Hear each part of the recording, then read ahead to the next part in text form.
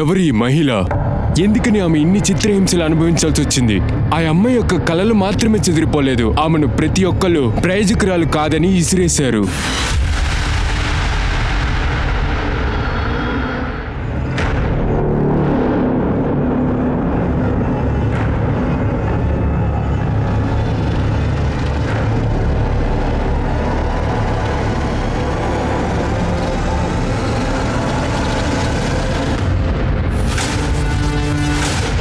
శ్యామ్, మీరు ఏం చేస్తున్నారు?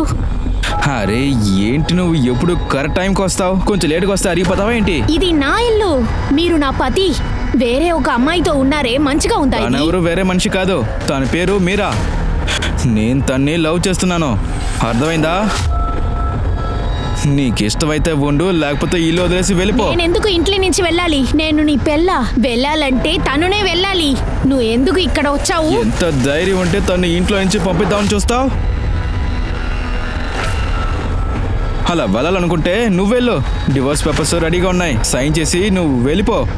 మీరా మీరా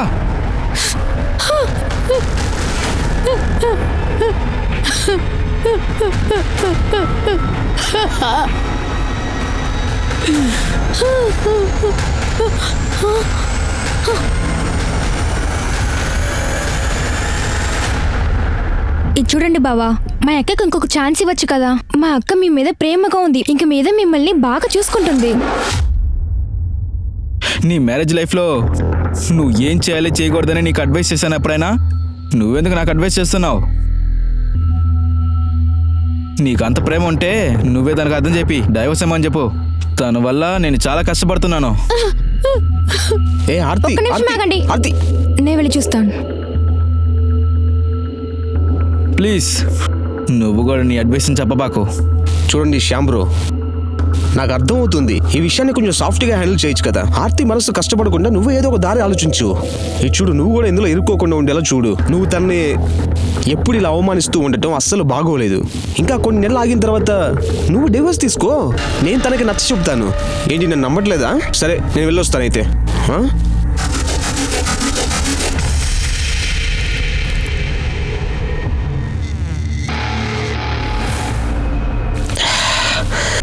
నీతో ఒకటి చెప్పనా? మీ అక్క ఆర్తిని చూడు, తన మొగుడు మీద ఎంత ప్రేమగా ఉందో. తన జీవితాన్ని కాపాడుకోవడం కోసం ఎంతో పోరాడుతూ వస్తుంది. కానీ ఆ శ్యామ్ ఇంకొక ఆడదాని కోసం తన పిల్లాన్ని టార్చర్ చేస్తున్నాడు. భార్య గురించి ఏదైనా ఒక్కరోజు అనుకుని చూసారా? అవును, నేను ఎప్పుడు అలాగే అనుకుంటాను. ఇలాంటి కళ్ళున్న నన్ను పెళ్లి చేసుకోవడానికి నీకు సిగ్గు లేదా అని నేను రోజు ఆలోచిస్తూ ఉంటాను.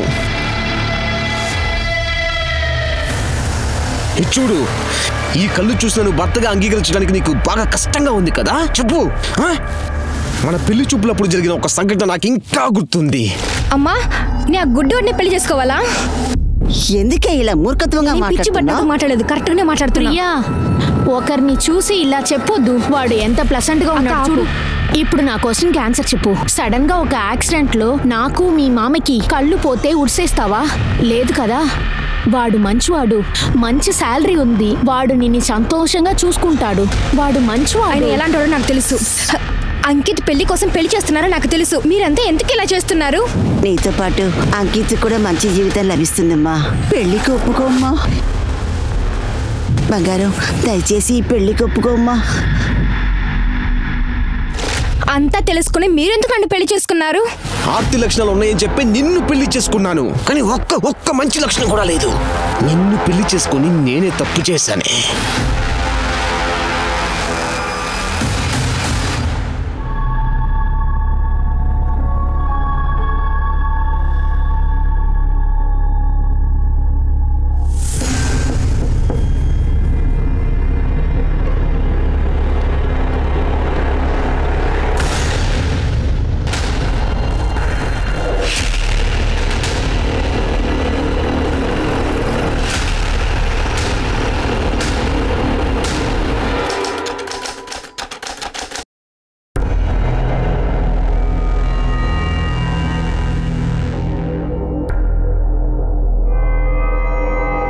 ఎన్ని గంటలకి ఇంటికి వస్తారు? నాకు తెలీదు. ఒకవేళ మీరు ఇంటికి లేటుగా వస్తే మీరు ఇంట్లో తింటారా బయట తింటారా అని అడుగుతున్నా. నువ్వు కొంచెం నోరు మూసుకుంటావా?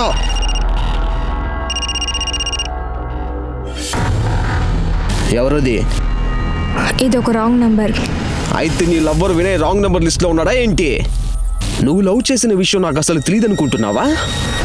నువ్వు వాడితో కలిసి బాగా సంతోషంగా అవును, ఉన్నావు. నేను సంతోషంగా ఉన్నాడు. నీకేంటి ప్రాబ్లం? వాడు నీకంటే మంచివాడు తెలుసా? నోర్మయ్.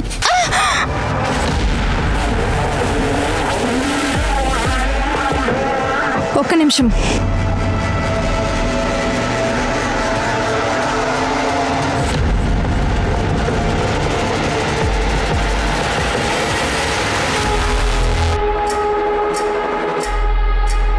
నువ్వు దీన్ని మర్చిపోతున్నావు. ఇదిగో దీన్ని వేసుకో, లేకపోతే పబ్లిక్ భయపడతారు.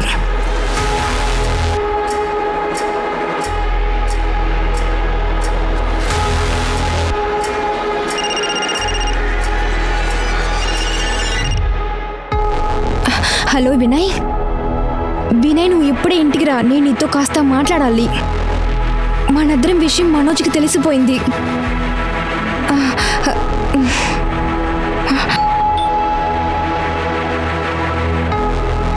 ఎలాగో నువ్వు ఇంటికి వచ్చేసావు వినయ్.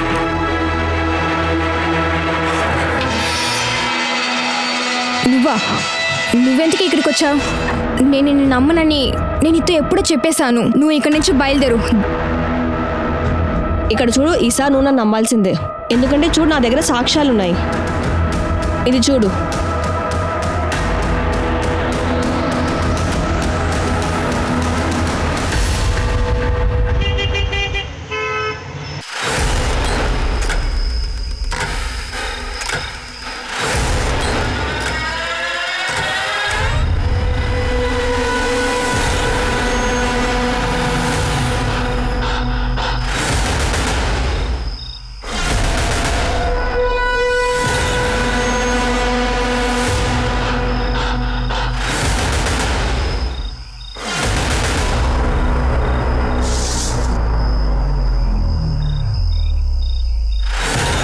ఎవరది?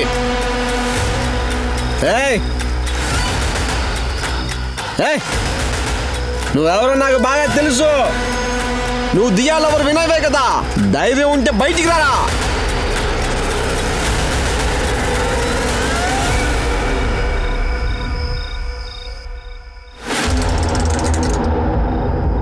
దియా,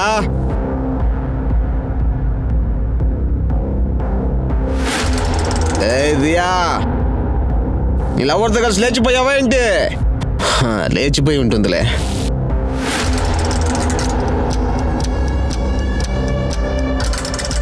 ఏంటి కాలుతున్న స్మెల్ వస్తుంది?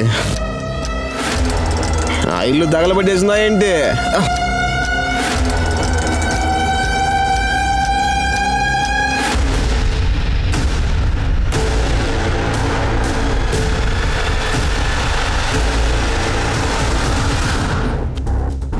సరే, ఏమైంది? సార్ నేను ఇంటికి వచ్చిన తర్వాత నేనేం చూశానంటే కిటికీకి ఆ పక్కన ఈ బాడీ కాలిపోవటం చూశాను సార్. అప్పుడు తన మొహం పూర్తిగా కాలిపోలేదు సార్. ఖచ్చితంగా నా భార్య దియానే అయి ఉంటుంది. ఈవిడే మీ భార్య అని ఖచ్చితంగా చెప్పగలరా? సార్, నేను ఇంటికి వచ్చేటప్పుడు తాగి రావటం వల్ల నేను సరిగ్గా ఏది చూడలేకపోయాను సార్. అది మాత్రం కాదు సార్, ఇంకా నా కన్ను కొంచెం ప్రాబ్లంగా ఉంటుంది సార్. కానీ ఇంకో కన్ను నుంచి బాగా చూశాను సార్. అప్పుడు నేనేం చేయాలని నాకు అస్సలు తెలియలేదు సార్. మీరు ఇక్కడికి వచ్చినప్పుడు తన మొహం సగమే కాలిపోయిందని చెప్పారు. అలాంటప్పుడు మీరు రాకముందే తనని ఎవరో చంపేశారు. మీరు ఇక్కడ వచ్చినప్పుడు శబ్దాలు వినిపించాయా? అవును సార్, నేను వచ్చినప్పుడు ఏదో శబ్దం వినిపించింది సార్. అప్పుడు ఎవరో ఒకరు ఇక్కడ నుండి పరిగెత్తడం నాకు శబ్దం వినిపించింది సార్. ఇక్కడికి వచ్చేలేని వాడే నా భార్యని చెప్పాడని నేను ఖచ్చితంగా చెప్పగలను సార్. వాడే ఖచ్చితంగా దియాన్ని చంపుంటాడు సార్. చంపి వాడు పారిపోయాడు సార్. షర్కే సార్, ఫారెన్సిక్ టీమ్తో చెప్పి చుట్టుపక్కల ఏదైనా ఎవిడెన్స్ జరుగుతుందేమో చూడండి. తర్వాత బాడీని పోస్ట్మార్టం పంపించండి. చనిపోయిన దివ్య ఇంకా మనోజ్ వాళ్ళ ఫ్యామిలీ డీటెయిల్స్ని కలెక్ట్ చేయండి. Okay sir.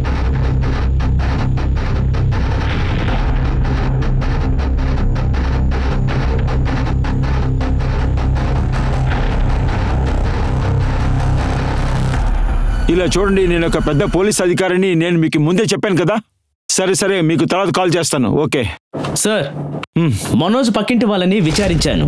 నిన్నటి నుండి దియాని చూడలేదని వాళ్ళందరూ చెప్తున్నారు సార్. వీళ్ళిద్దరికీ పెళ్ళయి 2 సంవత్సరాలు అవుతోంది. ఆ మనోజ్ ఒక చిన్న బిల్డర్ సార్, బాగానే సంపాదిస్తున్నాడు. వీళ్ళిద్దరి మధ్య అండర్స్టాండింగ్ లేదు సార్. తరచుగా వీళ్ళిద్దరూ గొడవ పడుతూ ఉంటారట. చుట్టుపక్కల వాళ్ళకి వినిపించేలా గట్టిగా గొడవ పడేవారట. అరే షిర్కే, ఏంటయ్యా మీరు? ఇది నేనే ఆలోచించగలను. కొత్తగా ఏదైనా చెప్పండి సార్. దియా వాళ్ళ అక్కయ్య ఆర్తి గురించి ఒక ఇంట్రెస్టింగ్ న్యూస్ అందింది. 1 సంవత్సరం క్రితం తను హత్య చేయడానికి వచ్చినట్టు మనోజ్ కంప్లైంట్ ఇచ్చాడు. ఈ కేసు నేనే హ్యాండిల్ చేశాను సార్. ఈ కేసు కోర్టులో ఉంది. ఆర్తి కోర్టుకు వచ్చి మనోజ్ తనని రేప్ చేయబోయాడని వాంగ్మూలం ఇచ్చింది. కానీ కోర్టులో ఇది నిరూపించబడలేదు. ఆర్తి తన మీద అనవసరంగా నింద మోపుతుందని మనోజ్ వాంగ్మూలం ఇచ్చాడు. సార్, వాళ్ళ కుటుంబంలో దియా, ఆర్తి ఇంకా వాళ్ళ అమ్మగారు ఉంటున్నారు. తనకు ఒక తమ్ముడు అంకిత్ కూడా ఉన్నాడు సార్. సరే, మనోజ్ ఫ్యామిలీ గురించి? సార్, మనోజ్కి దియాన్ తప్ప ఇంకెవరు లేరు. మనోజ్ ఒక అనాథ. మనోజ్ ఇంటికి వెళ్ళి మర్డర్ వెపన్స్, ఫింగర్ ప్రింట్స్ ఏదైనా దొరుకుతుందేమో చూడండి. సార్, మన ఫారెన్సిక్ టీం ఇంట్లో అన్ని చోట్ల చెక్ చేసి చూసింది. కానీ అక్కడ మర్డర్ చేసినట్టు ఎలాంటి వెపన్ దొరకలేదు. ఇంకా ఫింగర్ ప్రింట్స్ చూసారంటే ఆ ఇంట్లో దియా మాత్రమే ఉన్నాయి సార్. కానీ కిచెన్ లో, బాత్రూంలో పొడవాటి వెంట్రుకలు ఉన్నట్టు గమనించాం. ఒకవేళ అవి దియావి కూడా అయి ఉండొచ్చు. ఇంకా ఇంటి బయట ఉన్న బ్లడ్ శాంపిల్ కూడా సేకరించాం. నేను ఈ 2 శాంపిల్స్ ని DNA టెస్ట్ కి పంపించాను. DNA రిపోర్ట్ వచ్చిన తర్వాతే ఈ బాడీ దియాదా కాదా అని తేలుతుంది సార్. వాళ్ళ అమ్మకి ఇన్ఫార్మ్ చేశారా? Yes sir. లేదు, నా కూతురు దియా చచ్చిపోయి ఉండదు. ఖచ్చితంగా తను నాకు దూరం కాదు. ఇలా చూడండి, మీ బాధ నాకు బాగా అర్థమవుతుంది. మీకు ఇలా జరుగుండకూడదు. మీ దగ్గర ఇప్పుడు ప్రశ్నలు అడగడం అనేది మంచిది కాదని నాకు అనిపిస్తుంది. అయినా సరే, మాకు ప్రశ్నకు సమాధానం చెప్తారా? దియాని ఎవరు చంపుంటారు? మీకు ఎవరి మీద అనుమానం ఉందా? ఎందుకంటే దియా హస్బెండ్ మనోజ్ మాకేం చెప్పారంటే, ఆయన ఇంటికి వచ్చినప్పుడు ఎవరో పరిగెత్తలను చూశారట. అబద్ధం చెప్తున్నాడు సార్. వాడే మా అక్కని చంపుంటాడు. ఏంటి నువ్వు ఇలా మాట్లాడుతున్నావు? నీకెవరైనా పిచ్చి పట్టిందా? నేనేం పిచ్చోళ్ళ వాగట్లా, నిజమే చెప్తున్నా. నేను, అమ్మ, అక్క ముగ్గురు సంతోషంగా ఉన్నాం. మా మధ్య ఎలాంటి రహస్యాలు కూడా లేవు. మేమన్నిటినీ షేర్ చేసుకున్నాం సార్. కానీ ఆ రోజు మా అక్క చాలా బాధకు కూర్చునుంది. నేను తనని అడిగినప్పుడు ఆయన భర్త ఎప్పుడు తాగొచ్చుతానని చిత్తకబాదులు బాధతాడంట. అది మాత్రమే కాదు, ఆ రోజు మా బావ మనోజ్ మా అక్క ఆర్తిని రేప్ చేయడానికి కూడా చూశాడు. అసలు అక్కడి నుండి ఈ సమస్యలంతా మొదలయ్యాయి. ఆ తర్వాత మా మనోజ్ బావ మా అక్కని చంపేస్తానని చాలాసార్లు బెదిరించాడు.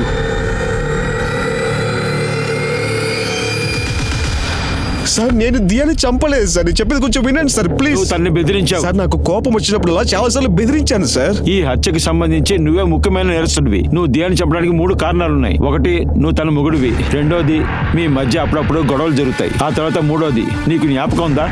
దియా బాడీ అక్కడ కాలిపోతున్నప్పుడు నువ్వు అక్కడ ఉన్నావని చెప్పావు. ఆ చోట్లో నువ్వు తప్ప ఎవరూ లేరు. సార్, నేను ఒట్టేసి చెప్తున్నాను సార్, నేను ఇది చేయలేదు సార్. తను పెళ్లి చేసినందుకు నేను చాలా బాధపడ్డాను సార్. ఆ ఫ్యామిలీ మొత్తం నన్ను మోసం చేశారు సార్. దియా ఫస్ట్ ఈ పెళ్లికి ఒప్పుకోలేదు సార్. నా డబ్బు కోసం తను పెళ్లి చేసుకుంది సార్. మా పెళ్లికి ముందు వినయ్ అనే ఒకరిని లవ్ చేసింది సార్. వాళ్ళు మళ్ళీ మా పెళ్ళైన 4 నెలల తర్వాత కలుసుకోవడం మొదలు పెట్టారు సార్. అది నీకెలా తెలుసు? సార్, నేను ఆఫీస్కి వెళ్ళేటప్పుడు ఆ రోజు వినయ్ కాల్ చేశాడు సార్. అప్పుడు నేను తను అడిగినప్పుడు తను ఏం చెప్పిందంటే, అవును, మేము ప్రేమిస్తున్నాం. ఇప్పుడు ఏంటి సమస్య? వాడు నీకంటే చాలా టాలెంటెడ్ మనిషి. ఇది 4వ కారణం. నేనేం చెప్తున్నాను అర్థమైందా? నువ్వు చెప్పే కారణం నీకు వ్యతిరేకంగా ఉంది. దీన్ని పెట్టి చూస్తుంటే దియాని నువ్వే చంపావు. సార్, నేను మీకు నిజమే చెప్తున్నాను సార్. వీడిని తీసుకెళ్ళండి. సార్, నేను నిజమే చెప్తున్నాను సార్. సార్, నేను చెప్పిన నిజమే సార్. సార్,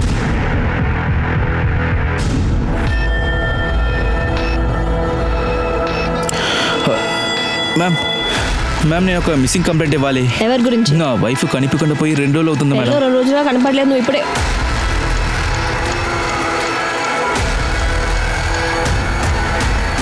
శ్యామ్ దేశపాండే.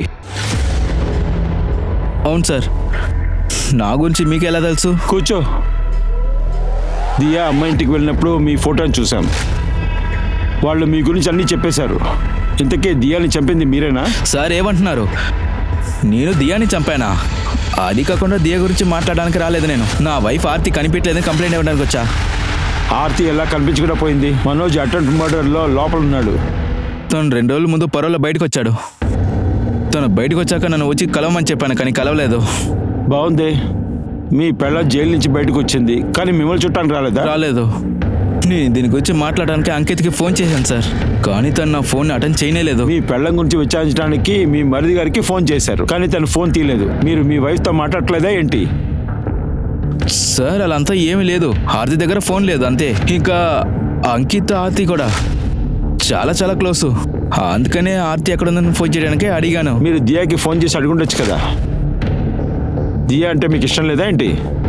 మనోజ్ చేసిన పని వల్ల ఆర్తికి దియా మీద కొంచెం కూడా ఇష్టం లేకుండా పోయింది. ఆ విషయం తర్వాత మనోజ్ కొంచెం ద్వేషించడం స్టార్ట్ కొంచెం రోజుల ముందు అంకిత్కి దియాకి చాలా పెద్ద గొడవ జరిగింది. అది ఎందుకని నాకు కూడా తెలీదు. అందుకనే ఆర్తి ఎక్కడుందని అడుగుదామని ఫోన్ చేసి మాట్లాడాను సార్, అంతే. తృప్తి, ఆర్తి మిస్సింగ్ కంప్లైంట్ తీసుకోండి. మీరు వెంటనే వెళ్ళి ఆర్తి గురించి విచారించండి. మీరు ఇప్పుడు బయలుదేరొచ్చు. సార్ నేను ఆ రోజు నిజమే చెప్పాను, ఈ రోజు కూడా నిజమే చెప్తున్నా. మేము ముగ్గురు క్లోజ్ గానే ఉన్నాం సార్. మీరు ముగ్గురు క్లోజ్ గా ఉన్నారని ముందే చెప్పారు కదా, కానీ వాళ్ళతో గొడవ పడినట్టు మీరు చెప్పలేదే. ఎందుకు చెప్పలేదంటే మీ ముందులా అది చెప్పి మా అక్క ఇమేజ్ ని తక్కువ చేయాలనుకోలేదు. మీ ఇమేజ్ పోయినా పర్వాలేదా? ఇంతకీ మీ ఇద్దరి మధ్య తను ఈ ఇల్లు అమ్మాలనుకుంది, ఈ ఇల్లు అమ్మి డబ్బులు తీసుకోవాలనుకుంది. మా గురించి ఎలాంటి బాధ లేదు తనకి. ఈ ఇల్లు అమ్మి డబ్బు ఇచ్చేంతగా దియాకి డబ్బు అవసరమైందా ఏంటి? అది నాకు తెలియదు సార్. అదేంటంటే బావతో గొడవ పడి తన జీవితం విరక్తి పుట్టి ఒక కొత్త జీవితాన్ని ఆరంభించాలనుకుని ఉండొచ్చు కదా. మీరు దీని గురించి ఏమైనా చెప్పాలనుకుంటున్నారా? నేనేం చెప్పను, తన గురించి నాకు బాగానే తెలుసు. తన ఇంట్లోంచి వచ్చిన తర్వాత అక్కడి నుంచి ఎందుకు వచ్చిందో నాకు చెప్పనే లేదు. ఆర్తి దియా చాలా వ్యత్యాసమైన వాళ్ళు. కానీ ఆర్తి జీవితం ఏంటంటే తన జీవితాంతా మనోజ్ వల్ల జైల్లో ఉండాల్సింది. ఆర్తి జైల్లో లేదు, జామీన్లో బయటకు వచ్చింది. తను ఎప్పుడు బయటకు వచ్చింది? ఫోన్ చేయనే లేదు. అంకిత్, నీకేమైనా తెలుసా? నాకేం తెలీదు. నీకు కూడా తెలీదా? తను ఫోన్ చేయలేదు, ఇంటికి కూడా రాలేదు. అయితే నా కూతురు ఎక్కడికి వెళ్ళి ఉంటుంది సార్? ఎక్కడికి వెళ్ళి ఉంటుంది చెప్పండి. షిర్కే, మీకు విషయం తెలుసా? ఈ ఫ్యామిలీలో 2 అమ్మాయిలు ఉన్నారు. వాళ్ళ పెళ్లిలో ఏదో సమస్య ఉంది. అందులో ఒక అమ్మాయి కనిపించకుండా పోయింది, ఇంకో అమ్మాయిని చంపేశారు. పెద్ద కూతురు ఆర్తి, చిన్న కూతురు దియా హస్బెండ్ మనోజ్ తనని రేప్ చేయడానికి వచ్చారని తనని కత్తితో పొడిచి హత్య చేయడానికి ప్రయత్నించారు. ఇది దియాకి తెలుసు, కానీ తను ఆర్తి మంచిదని కోర్టుకు చెప్పలేదు. ఇప్పుడు ఆర్తి జామీన్లో వచ్చిన అదే రోజున ఆ రోజే దియాని చంపేశారు. కానీ ఆర్తి జామీన్లో వచ్చింది ఎవరికీ తెలీదు. దియాని చంపేశారని ఆర్తికి తెలుసా లేదా?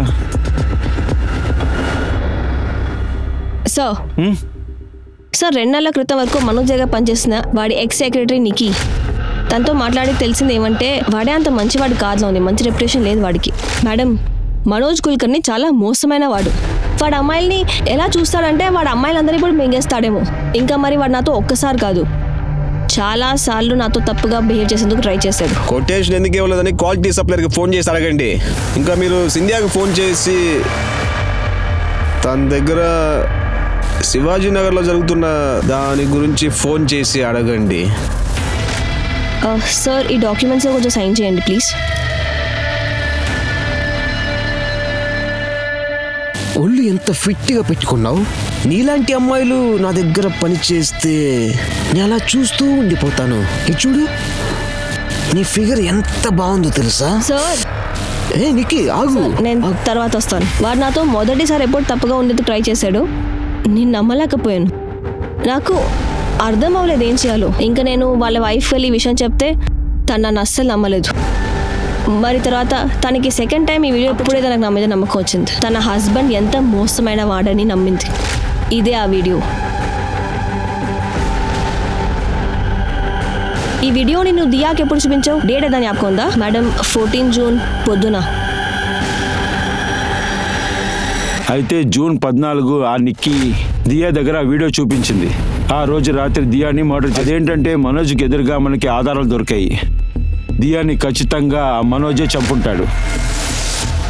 సార్, దియా పోస్ట్ మార్టం రిపోర్ట్ వచ్చింది సార్.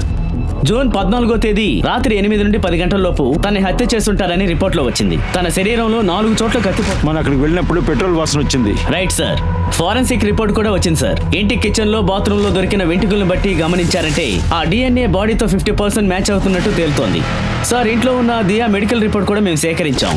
తన బ్లడ్ గ్రూప్, ఇంటి బయట ఉన్న బ్లడ్ గ్రూప్ మేము ఆర్తి మెడికల్ రిపోర్ట్ ని జైలు నుండి తీసుకొచ్చాం. తన బ్లడ్ గ్రూప్ ఇంకా ఇంటి బయట ఉన్న బ్లడ్ గ్రూప్ మ్యాచ్ అవుతుంది సార్. ఇలా చూడండి షిర్కే, వాళ్ళ ఫ్యామిలీలో 3 ఆడవాళ్ళు ఉన్నారు. ఒకరు ప్రాణాలతో ఉన్నారు, ఒకరు కనిపించకుండా పోయారు, ఇంకొకరిని చంపేశారు. దియా ఇంట్లోంచి తీసిన జుట్టు ఆ బాడీతో 50% మ్యాచ్ అవుతుంది. షిర్కే, మనం తప్పుడు దారిలో వెళ్తున్నాం. ఆర్తిని వాళ్ళు చంపేశారు, దియాని చంపలేదు. పోలీసుల యొక్క ఎంక్వైరీలో చంపబడింది ఆర్తి కాదు దియా అని తెలియడంతో వాళ్ళు బాగా షాక్ అయ్యారు. ఇందులో ముఖ్యమైన విషయం ఏంటంటే ఆర్తి ఆ రోజు రాత్రి దియా ఒక ఇంటికి ఎందుకు వెళ్లాల్సి వచ్చింది? ఆమెను ఎవరు చంపుంటారు? ఒకవేళ అది మనోజ్ అయి ఉండొచ్చా? రెండో ప్రశ్న ఏంటంటే అసలు దియా ఎక్కడికి వెళ్ళి ఉంటారనేది. ఒకవేళ ఆమె తన యొక్క బాయ్ ఫ్రెండ్ వినయ్ కుల్కర్ణితో వెళ్ళిపోయి ఉంటారో, బ్రతికే ఉన్నారా లేదా ఆమెకి ఏమైనా జరుగుందో అని ఎవరికీ తెలియదు. సార్, వినయ్ కులకర్ణి గురించి మాకు ఒక విషయం తెలిసింది. దియా 4 నెలల గర్భం తీయించేయడానికి నవజీవన్ క్లినిక్ తీసుకెళ్లాడు. ఆ క్లినిక్ లో ఇచ్చిన ఆధార్ కార్డు మనకు దొరికింది. అందులో మనకి ఇన్ఫర్మేషన్ దొరికింది సార్. సార్, వినయ్ గత 4 రోజులుగా కనబడడం లేదు. దియా లోపలికి వెళ్ళండి. భయపడకు దియా, నేను నీతో ఉన్నాను కదా. ఇడ్చుడు, దేవుడు తలుచుకున్నా మనల్ని వెయిట్ చేయలేరు. నువ్వు టెన్షన్ అవ్వకు, లోపలికి వెళ్ళు, నేను ఇక్కడే ఉంటాను. అలా అయితే ఖచ్చితంగా దియా వినయ్తోనే వెళ్ళుంటుందని తెలుస్తుంది. Right sir. So Jailer authorities ఏమంటున్నారంటే పరోల్ దొరికాక ఆర్తి తన హస్బెండ్ శ్యామ్ దేశపాండేకి ఫోన్ చేసింది. 2 గంటల్లో చేరుకుంటా అందిట. తర్వాత పరోల్ అరేంజ్మెంట్స్ మొత్తం చేసిన ఇంకెవరో కాదు, దియానే చేయించింట. ఆ తర్వాత ఈ పనికి తను నితిన్ వర్తక్ని అపాయింట్ చేసింట. ఎవరంటే వాడే మనోజ్ కూడా ఈ కేసులోనే వకీల్.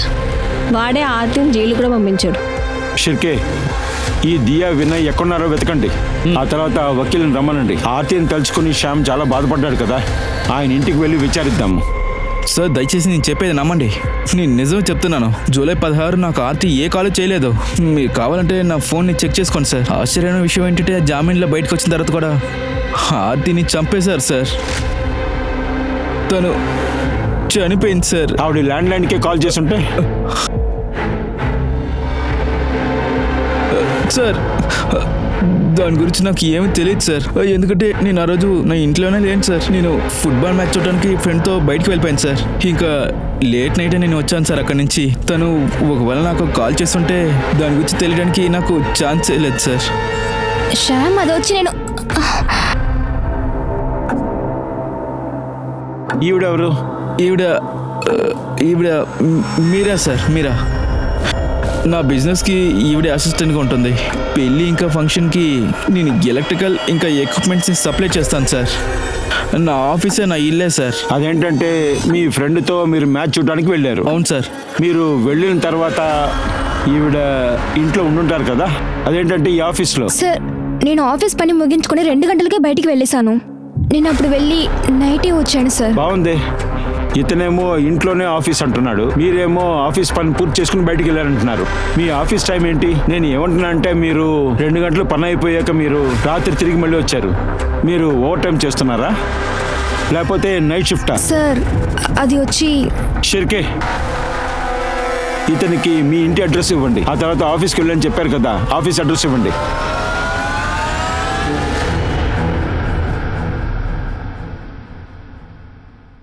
టీ చాలా బాగుంది. Thank you sir. Next time చక్కెర ఎక్కువ వేసి తీసుకురా. నువ్వు వెళ్ళు. Okay sir. షిర్కే, మీరా శ్యామ్ అసిస్టెంట్ మాత్రమే కాదు, దానికన్నా పెద్ద పని చేసి ఉంటుంది అనుకుంటున్నాను. ఈ కేసుని అంత తొందరగా పూర్తి చేయలేమని అనిపిస్తుంది నాకు. ఆర్తిని చంపడానికి శ్యామ్కి ఒక మోటివ్ ఉండొచ్చు. ఆర్తి పరోల్లో బయటకు వచ్చినప్పుడు తను ఇంటికి వచ్చి ఉంటుందని ఎదురు చూస్తుండడు. ఆ సమయంలో మీరా ఖచ్చితంగా అక్కడే ఉన్నట్టుంది. ఆర్తి ఇంటికి వెళ్ళిన తర్వాత మీరాని చూసి ఖచ్చితంగా గొడవ పడి ఉంటుంది. ఆ తర్వాత దియా ఇంటికి వెళ్ళినప్పుడు శ్యామ్ తనని ఫాలో చేసి హత్య చేసే అవకాశం. సార్, మనోజ్ అయ్యే అవకాశం కూడా ఉంది. ఎలా చెప్తున్నారు? అంటే సార్, ఆర్తి పరోల్లో బయటకు వచ్చిన తర్వాత శ్యామ్ ఇంటికి వెళ్ళడానికి బదులు మనోజ్ ఇంటికి వెళ్ళుండొచ్చు. నా మీద ఎందుకు నిందలు మోపావని మనోజ్ని అడగడానికి వెళ్ళుండొచ్చు. తన మీద ఉన్న కోపంతో మనోజ్ని చంపుండొచ్చు సార్. నేను నిన్ను వదిలేను. నా పైక రాంగ్ కంప్లైంట్ ఇచ్చి జైలుకు పంపించావు కదా, చూసుకునే ఉండు. జైలుకి నిన్ను పంపిస్తాను. సార్, ఇంకొక సస్పెక్ట్ ఉంది, దియా. ప్రాపర్టీ యాంగిల్ కూడా ఉంది ఈ కేసులో. దీనికి ఎలాగో డబ్బులే కావాలి. తనకు ఒక వారిస్ తక్కువ ఉంటే ఎలాగో షేర్ ఎక్కువ దొరికేది. అందువల్లే ఆర్తి తన దగ్గర ఎప్పుడు వచ్చిందో తను ఆర్తిని చంపేసింది. ఈ మీరా శ్యామ్ సో కాల్డ్ అసిస్టెంట్. తనకు ఒక మోటివ్ ఉంది. తనకేమనిపించిందంటే ఆర్తి తిరిగి ఇంటికి వచ్చిన వెంటనే శ్యామ్ మీరాని బయటికి పంపించేస్తుంది అనుకుంది. అందువల్లే ఆర్తిని తను చంపుండొచ్చు. సార్, నాకు ఎందుకో మీరాని ఎక్కడో చూసినట్టు అనిపిస్తుంది. ఎక్కడ చూశాను అసలు నాకు గుర్తులేదు. కానీ సార్, ఎక్స్క్యూజ్ మీ, దియా గురించి ఏమైనా తెలిసిందా? లేదు సార్.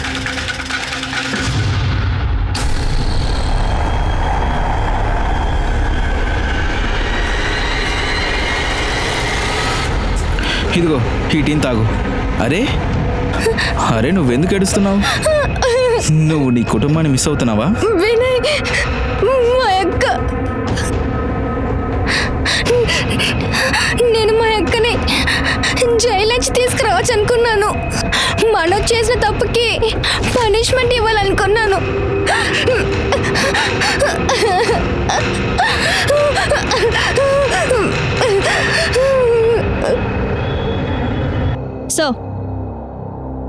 సో ఇది శ్యామ్ యొక్క అసిస్టెంట్ మీరా యొక్క ఫైల్. తన రియల్ నేమ్ షబ్నం.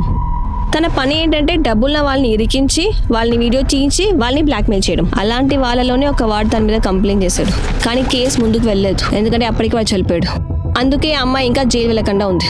చాలా మంచి విషయం తృప్తి. మీరా అనే షబ్నం తన కాల్ డీటెయిల్స్, మొబైల్ లొకేషన్ తీసుకురండి. మర్డర్ జరిగినప్పుడు తను ఎక్కడుందో కనిపెట్టండి. సార్, సార్ అడ్వకేట్ నితిన్ వతన్ మిమ్మల్ని చూడటానికి వచ్చారు. అతను రమ్మనండి. సార్ మనోజ్ ఒక దుర్మార్గుడు సార్. నిజానికి ఏం జరిగిందంటే మనోజ్ ఆర్తిని రేప్ చేయడానికి ట్రై చేసినప్పుడు ఆర్తి ట్రాన్ని కాపాడుకోవడానికి మనోజ్ని కత్తితో గుచ్చడం నిజం సార్. చూడు చూడు, నువ్వు ఇలా ఏడవమ్మక్క. నువ్వు ఇలా ఏడిస్తే నాకు అసలు ఇష్టం లేదు. చూడు చూడు బంగారం, నువ్వు ఏడవమ్మక్క. నేనేం ఇమాజిన్ చేసి చెప్పలా. దీని గురించి మనోజ్ నా దగ్గర చెప్పాడు. ఇది బాగుంది.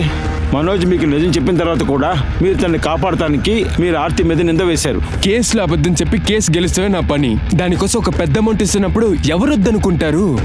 ఘటన జరిగినప్పుడు నేను మనోజ్ తప్ప ఇంట్లో ఎవరు లేరని ఆ విషయాన్ని కోర్టులో చెప్పి నా పని చాలా సులభంగా చేసింది ఆర్తి.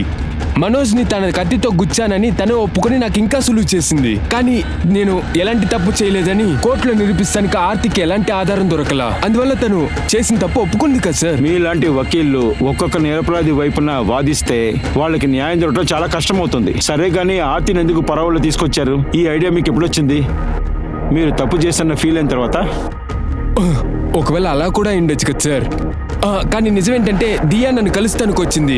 డివోర్స్ చేస్తానికి ఒక మంచి లాయర్ కావాలని చెప్పింది. మనోజ్తో జీవించడానికి తను ఇంత కూడా ఇష్టం లేదని చెప్పింది. నేను అప్పుడు ఆమెకి ఒక మంచి లాయర్ నెంబర్ ఇచ్చా. Thank you. వెల్కమ్. సార్, నేను మీ దగ్గర కొన్ని విషయాలు అడగచ్చా? అడగండి. నా హస్బెండ్ మనోజ్ మా అక్కని నిజంగానే అటాక్ చేయడానికి మొదలు పెట్టారా, లేదంటే మా అక్క మా బావని కూర్చి చంపేసిందా? దియా దగ్గర నేను అబద్ధం చెప్పాలనుకోలా. ఆర్తి కోర్టులో చెప్పినంత నిజమే. ఆర్తిని బయటికి తీసుకొస్తాం కుదరదని దియా ఆ రోజు నేను కలిసినప్పుడు నా దగ్గర అడిగారు సార్. నా వల్ల అదంతా కుదరదని నేను ఆమెకి చెప్పాను. కానీ ఆమెను పరోల్లో బయటికి తీసుకురావచ్చని చెప్పా. కానీ చివరికి ఏమైందంటే జూన్ 14వ తేదీ ఆర్తి పరోల్లో బయటకు వచ్చింది.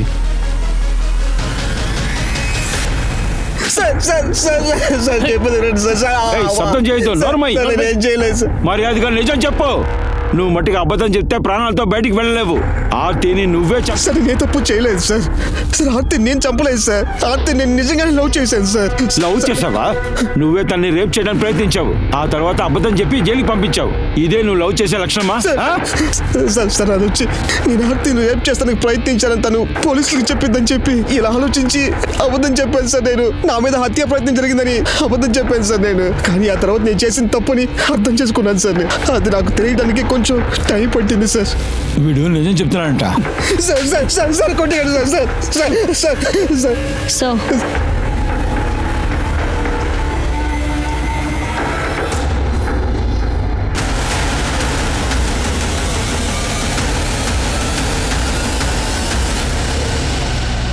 ఇంకా సార్ శ్యామ్ యొక్క గాయతోండే స్టోరీని కూడా నేను క్రాస్ చెక్ చేశాను.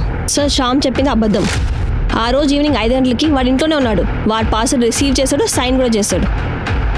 శ్యామ్, ఒక నిమిషం. ఈ షిర్కే ఉన్నాడు కదా, అతని చెయ్యి చాలా దురదగా ఉందంట. తను గానీ కొట్టాడంటే ఖచ్చితంగా నేను ఆపలేను. షిర్కే, మీ పని ప్రారంభించండి. లేదు లేదు వద్దు సార్, నేను చెప్పేస్తాను. చెప్పరా?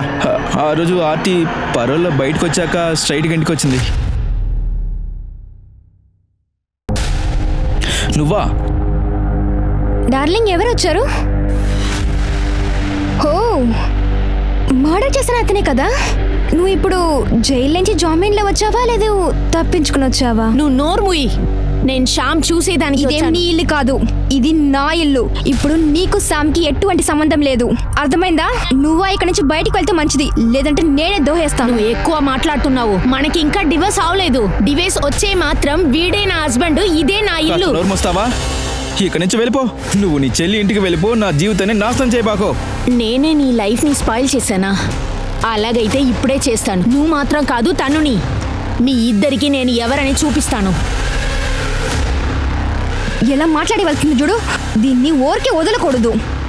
నేను దీన్ని ఏం చేస్తానని వెయిట్ చేసి చూడండి. ఏయ్, నువ్వు ఏం చేస్తున్నావు? బయలుదేరుతున్నా. మీరా మీరా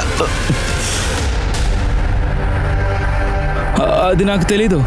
తను ఇంటికి మళ్ళీ రాగానే తను నన్ను చూసి ఏమందినంతే ఆర్తిని చంపనని చెప్పింది. ఆర్తి నన్ను వదిలేసి వెళ్ళాకే నాకు కాస్త ప్రశాంతంగా ఉండింది. అందుకనే ఆర్తి కనిపించకుండా పోయిందని చెప్పాను. అబద్ధమైన మిస్సింగ్ కంప్లైంట్. నేను సేఫ్గా ఉండటానికే నేను అలా చేశాను, అంతే sir.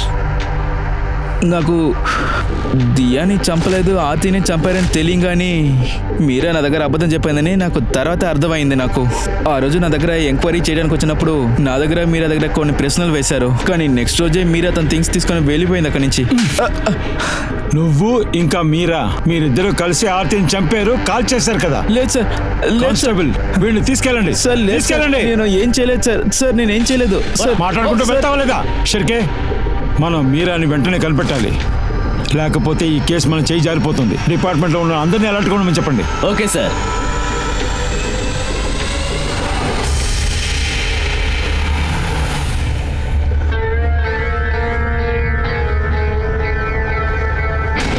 Inspector sir. Hello sir, మిమ్మల్ని కలవడానికి వచ్చాను. యాక్చువల్గా మీ దగ్గర కంప్లైంట్ ఇవ్వాలి.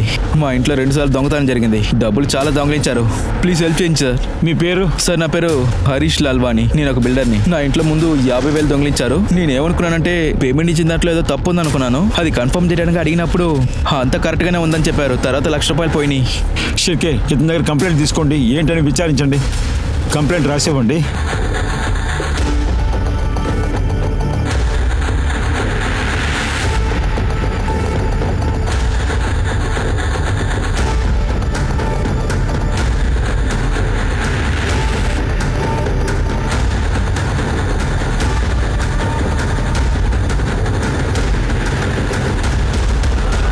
ఇలా చూడండి మిస్టర్ లాల్వాణి, మేము సీసీటీవీ ఫుటేజ్ ఎవిడెన్స్ అన్ని సేకరించాం. మీ డబ్బు గురించి మాకు సమాచారం అందిందంటే ఖచ్చితంగా మీకు అప్డేట్ చేస్తాం. Okay okay sir. పదండి.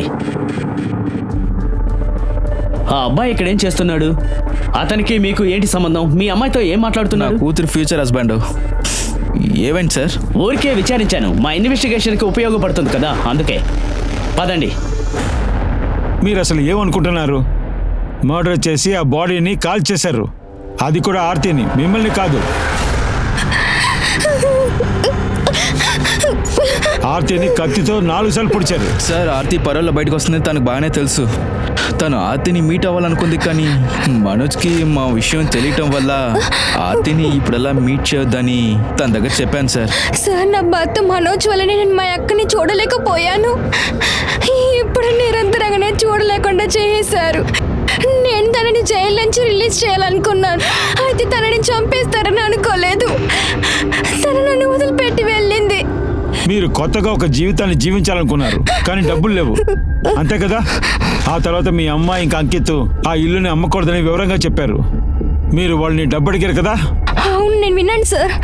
అయితే నేను రిక్వెస్ట్ చేసి అడగలేదు, నేను నా షేర్ని అడిగాను. వాళ్ళను కంపల్ చేసే వల్లనే వేరే దారి లేకుండా మనోజ్ని పెళ్లి చేసుకున్నాను. అయితే ఆ మనోజ్ నా జీవితాన్ని నాశనం చేశాడు సార్. అతను నన్ను ఒక భారీగానే అనుకోలేదు, ఇంతవరకు డివోర్స్ కూడా చేయలేదు. నా కుటుంబాని కోసం ఎన్నో కష్టాలు అనుభవించాను.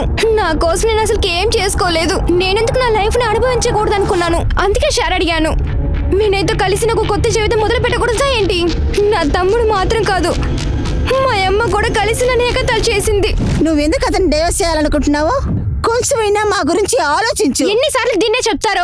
మీరు అక్క చెప్పినంత వల్ల నేను మనోజ్ని పెళ్లి చేసుకున్నాను. ఇప్పుడు మనోజ్ గెలిచాడు, నేను ఇప్పుడు ఓడిపోయాను. నేను ఒక కొత్త జీవితం వినయ్తో కలిసి మన మంచితనంగా జీవించాలనుకుంటున్నాను మా. నువ్వు అతని గురించి మాట్లాడు ఆపు.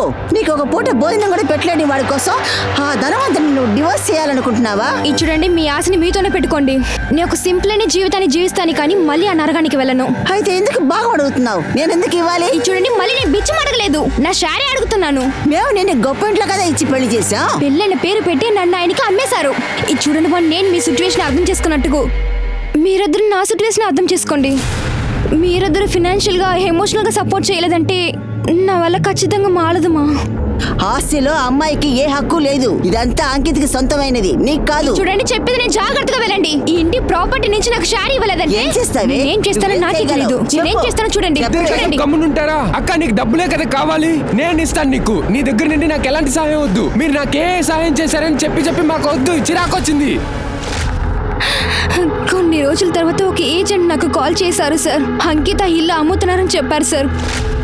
నిజంగానే అంకిత్ నా కష్టాన్ని అర్థం చేసుకున్నాడు సార్. నాకు వినయ్కి ఇలాంటి రిలేషన్షిప్ ఉన్నది మనోజ్కి తెలిసిన తర్వాత మేమిద్దరం ఇంటి నుంచి బయటకు వచ్చేసాం సార్. దాని తర్వాతనే మా ఎక్కడిని చంపేశారని న్యూస్ పేపర్లో చూసి తెలుసుకున్నాను. సరే, మీరిద్దరు బయలుదేరండి. ఈ కేసు పూర్తయ్యేంత వరకు మీరు ఎక్కడికి వెళ్ళకూడదు. మిమ్మల్ని పిలిచినప్పుడు స్టేషన్కి రావాలి.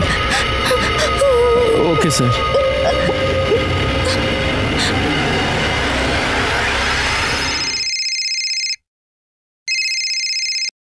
చెప్పండి షిర్కే, లోపల తీసుకురండి. తృప్తి, సో ఈ కేసుని కొత్త యాంగిల్లో ట్రై చేద్దామా? అదేంటంటే పాతకాలపు నుంచి లాల్వాని ఇంట్లో షిర్కే ఒక కొత్త విషయాన్ని కనిపెట్టాడు. సార్, అది మీరు నన్ను గురించి ఏమనుకున్నారు? మా ఇంట్లోని దొంగతనం చేశారన్నారు. సరిగ్గానే చెప్తున్నాను. నేను మీ ఇంటి సీసీటీవీ ఫుటేజ్ ని చెక్ చేశాము. మేము ఆ ఫుటేజ్ చూస్తున్నప్పుడు మీరు మీ నాన్న మాత్రమే ఇంట్లో ఉన్నారు, ఎవరు లేరు. మీ నాన్న మీ డబ్బును దొంగలించారు కదా, అది లాజిక్ గా ఉంటుంది కదా. వేరెవరు చేసుంటారు? సార్, అది చెప్పు, నిజం చెప్పు. దొంగతనం నేనే చేశాను సార్. అయితే నా కోసం అది చేయలేదు, ఆ అంకిత్కి హెల్ప్ చేసేదానికి చేశాను. ఎందుకు సార్? అది వచ్చి అంకిత్ దగ్గర వీడియో చూపించి బ్లాక్మెయిల్ చేశారంట సార్. అది ఏం వీడియో అని నాకు తెలియదు సార్. అంకిత్ ఎప్పుడు ఏడుస్తున్నాడు సార్, వాడు భయపడిపోయాడు సార్. దానివల్ల అంకిత్ కి హెల్ప్ చేసేదానికి అమ్మా నాన్నకు తెలియకుండా ఇంట్లో నుంచి 50,000 తీసేశాను. అవతల 1 lakh అంకిత్ దగ్గర ఇచ్చేశాను. పరేష్ లాల్ వాళ్ళ ఇంట్లో దొంగతనం చేసిన దొంగ దొరికిపోయారు. ఆ దొంగ ఎవరంటే తన సొంత కూతురే. తను ఏం చెప్పిందంటే అంకిత్ ని డబ్బులు కావాలని బ్లాక్ మెయిల్ చేస్తున్నారనే కారణంతో దొంగతనం చేశాంది. ఇందులో ప్రశ్న ఏంటంటే అంకిత్ ని అసలు ఎవరు బ్లాక్ మెయిల్ చేస్తున్నారు? అది నిజమే ఉంటే ఇంతకి ఎవరది? అలాగే ఎందుకు బెదిరిస్తున్నారు? అంకిత్ ని ఎవరు బ్లాక్ మెయిల్ చేస్తున్నారో కనిపెట్టడానికి పోలీసు ఒక ప్లాన్ అయితే చేశారు. హరీష్ లాల్వాల్ యొక్క సహాయంతో ఈ ప్లాన్ ని సిద్ధం చేయాలనుకున్నారు. అది మాత్రమే కాకుండా లాల్వాన్ యొక్క అన్ని డబ్బుల మీద పోలీసు పౌడర్ తుడిచారు. అలాగే అంకిత్ కి ఈ విషయం తెలియకూడదని కంజన్ దగ్గర క్లియర్ గా చెప్పారు. ఆ తర్వాత అంకిత్ కంజన్ దగ్గరకు వచ్చి తన డబ్బులు కావాలని చెప్పగా కంజన్ తన ఇంట్లో ఉన్న డబ్బుల్ని అంకిత్ కి ఇచ్చేసింది. అలాగే ఆ డబ్బులు తీసుకుని బ్లాక్ మెయిల్ చేసే వ్యక్తికి అంకిత్ కంజన్ ఒక ఇంటి నుండి వెళ్ళాడు. అసలు ఆ వ్యక్తి ఎవరనేది చూద్దాం.